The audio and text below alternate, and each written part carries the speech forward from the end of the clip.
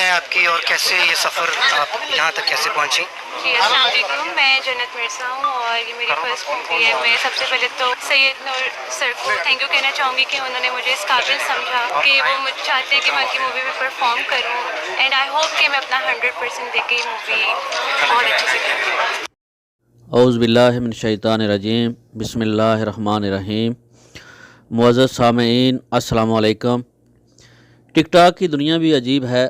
اگر آپ کی ایک ویڈیو وائرل ہو جائے تو آپ راتوں رات مشہور ہو جاتے ہیں اور آپ کو انڈین فلم انڈسٹری سے فلموں کی پیشکش بھی مل جاتی ہے، وہ بھی مشہور و معروف اداکاروں کے ساتھ۔ اگر آپ کو میری یہ باتیں ایک کہانی لگ رہی ہیں تو پھر آپ نے ٹک ٹاک پر مشہور سٹار جنت مرزا کے بارے میں نہیں سنا ہوگا۔ یہ پاکستان کے شہر فیصل آباد کی رہنے والی ہیں۔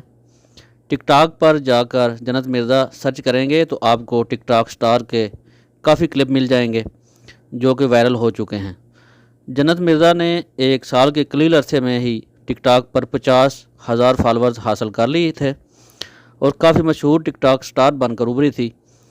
ویب چینل پاک ٹی وی پر اپنے ایک حالیہ انٹرویو میں جنت مرزا نے انکشاف کیا ہے کہ ان کو بالی ووڈ میں انڈیا کے مشہور اداکار کارتک آریان کے ساتھ کام کرنے کی پیشکش بھی ہو چکی ہے، تاہم انہوں نے اس آفر کو قبول کرنے سے انکار کر دیا تھا۔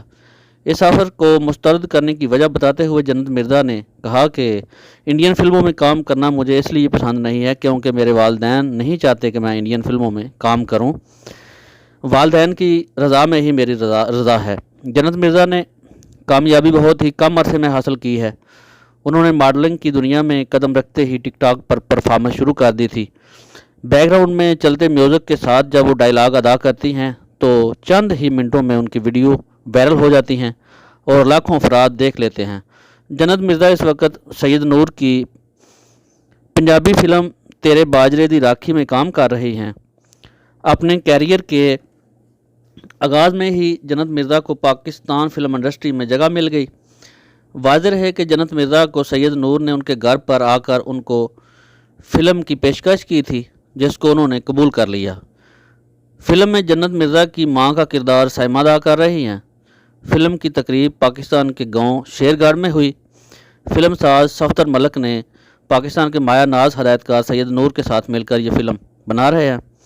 تیرے باجرے دی راکھی پنجابی فلم ہے۔ سلطان راہی کی وفات کے بعد پاکستان کی پنجابی فلمیں مسلسل زوال پذیر کا شکار رہی ہیں۔ سلطان راہی اور مصطفیٰ قریشی نے پنجابی فلموں کے ذریعے پنجاب کا جو کلچر پیش کیا تھا وہ کوئی دوسرا نہ کر سکا۔ اس فلم کی تقریب کے مہمان خصوصی لاہور پریس کلب کے صدر ارشد انصاری تھے۔